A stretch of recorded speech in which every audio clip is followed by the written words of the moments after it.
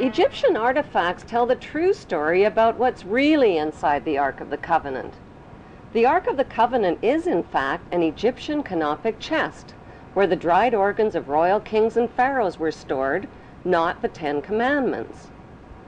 Why did the Hebrews call their royal canopic chest the Ark of the Covenant? Because the name signifies the covenants or promises that God made with Abraham. Would the Hebrews carry the Ark of the Covenant into battle to kill and steal if it really contained commandments like, "Thou shalt not kill or steal"? The best explanation is that the Ark contained the remains of their ancestral leader who led them into battle. Biblical Hebrew rulers like King Solomon broke all of the commandments, just like today's rulers who make and break laws and commandments to exploit the obedient masses. The evidence shows that the ancestral patriarch of the Hebrew Jews is Amenemhet I, and that his biblical name is Abraham. Since Pharaoh Amenemhet worshipped the god Amun, are Amun and the biblical God the same God? Michelangelo's Vatican painting of God depicts God as an angry, bearded white man. God's words, actions, and deeds in the Bible's Old Testament show God's extreme favoritism for the Hebrews generally and for Hebrew males in particular. By today's standards, that behavior is considered both racist and sexist. God admits to being a jealous God who approves of ritual human and animal sacrifice as proof that he is obeyed and worshipped above all other gods. He terrorizes, punishes, and kills the enemies of the Hebrews.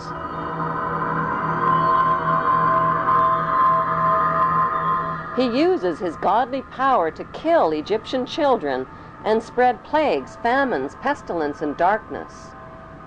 He magically turns staffs into deadly, venomous snakes and turns the Nile River into blood. Like the biblical God, the god Amun-Ra also turns the Nile River into blood in the Egyptian myth of Hathor. The Bible God's opinion of humanity is that all human beings are sinful children who are all born into sin. Since his words and deeds describe an angry, violent, and jealous God, are the biblical God and the ancient Egyptian god Amun, whose name is repeated over and over in the Bible, one and the same God? What is an Egyptian pyramid and the eye of the Egyptian god Horus doing on the American $1 bill?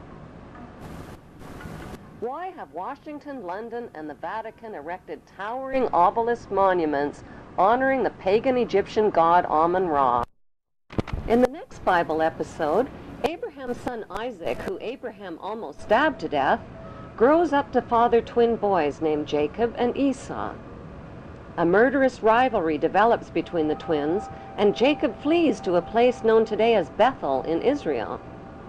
He lays his head down to rest on a large, smooth stone and dreams of a stairway reaching to heaven like a ladder. The stairway in Jacob's dream describes the step pyramids built by Egyptian pharaohs like ladders reaching to heaven. The symbolic stone where the Hebrew Jacob laid his head thousands of years ago in Bethel is alternately called the Stone of Jacob, the Stone of Destiny, and the Stone of Scone. Today, the symbolic stone can be found underneath the British throne chair on top of the symbolic step pyramid where the Queen and other British monarchs have been crowned.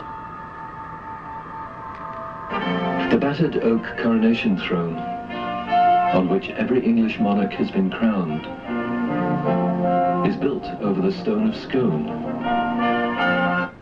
As the Bible story continues, God promises Jacob that a nation and a company of nations shall come from him, and kings will spring from him. Jacob marries two of his girl cousins and fathers 12 sons. As Jacob ages, Joseph becomes his favorite son, and Dan becomes his venomous son.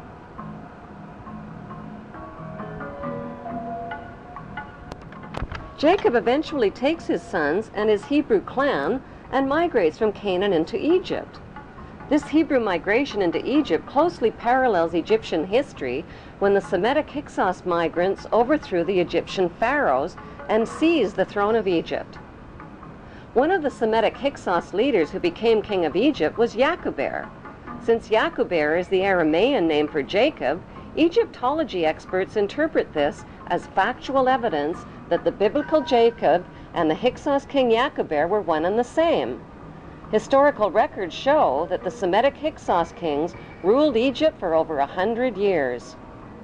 The Egyptian people rebelled against these Semitic kings and pushed them into northern Egypt.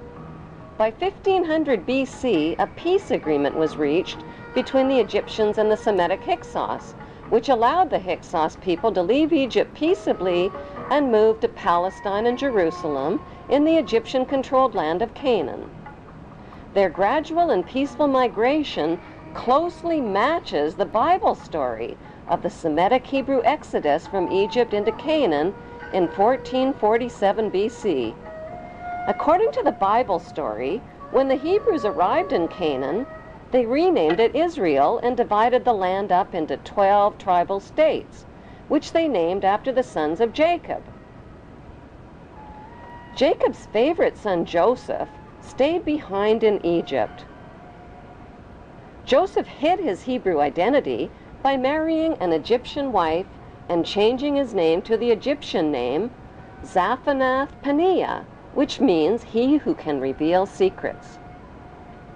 According to the Bible, Joseph ruled Egypt as the Pharaoh's top vizier and bought up all the private land in Egypt from the starving people. Then he taxed them out of 1/5 of their income. Was Joseph the chief vizier of Pharaoh and Moses, who negotiated the peace agreement allowing the Semitic Hebrew Hyksos people to settle in the Egyptian-controlled land of Canaan? The Hebrew connection to the Egyptian pharaohs is further revealed in the biblical story of Moses. Many years ago, in a land called Egypt, there lived a very mean king. Egyptian kings were called pharaohs.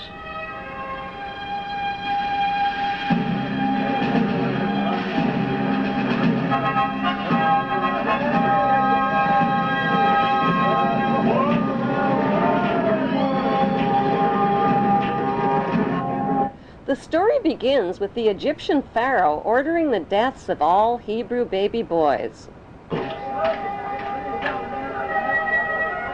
Oh, no! They won't get my baby. I'll find some way to save him. The Hebrew mother of baby Moses tries to save him by hiding him in the bulrushes on the Nile River. What's that? A baby!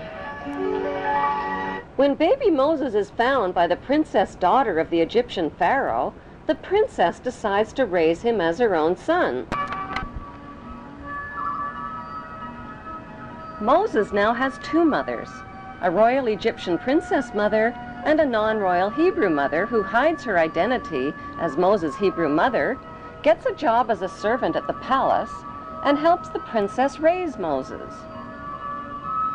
Why did the Bible omit the historical names of the pharaoh's princess daughter and the pharaoh? Their historical identities can be found by comparing the dates and events of the Bible story with factual Egyptian history.